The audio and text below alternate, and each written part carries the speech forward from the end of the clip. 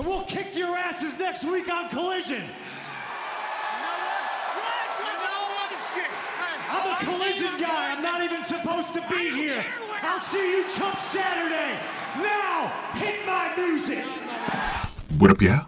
This your boy Ace here, and welcome to Afternoons Delight. Let's go over what happened in the run-in. I went over what happened in the match with the Hardy Boys in the Gunn, so if y'all want to hear my take on that one and how this all got started because of the run-in that Bullet Club Gold members Jay Switchblade White and Juice Robinson had at the end to allow the Guns to get the victory over the Hardys.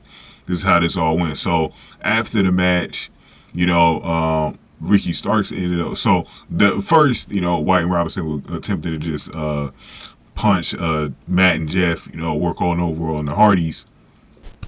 And then Ricky Starks came out to say, because he still has a beef with both men, and he was trying to get his due. He wanted all the smoke, but it was a 2-on-1 situation. But then that's when FTR came out to sort of even up the odds, making it a 3-2 fight. But the Hardys were actually still down, and they ended up still outnumbered by the heels, right?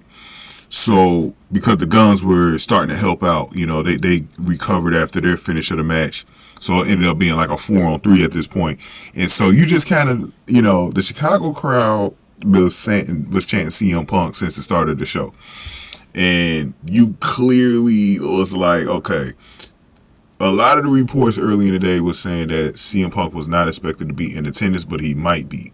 There was some false reports that also said the Elite members were not at the show, and they were in the show. And I got some takes on this a little bit later. Let me just go over what happened here. So we didn't know if the Chicago crowd would be disappointed and not see CM Punk tonight. This is not, Dynamite's not the show that he works for, it's Collision.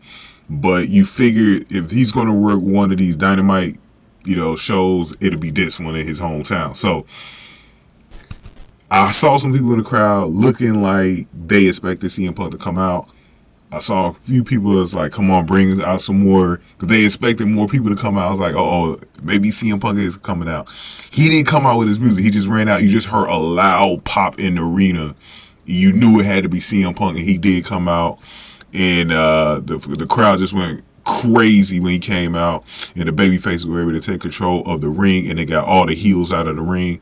The crowd continued to chant for Punk, and I was so glad when Punk got on the microphone, because I was like, man, you got to get Punk on the microphone. And he was so funny on the microphone.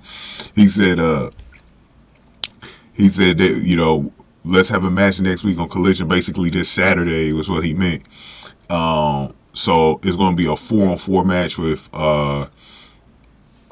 FTR, Punk, Stark against Juice Robinson, Jay White, and I think the Guns. That'll be the 4-on-4 match.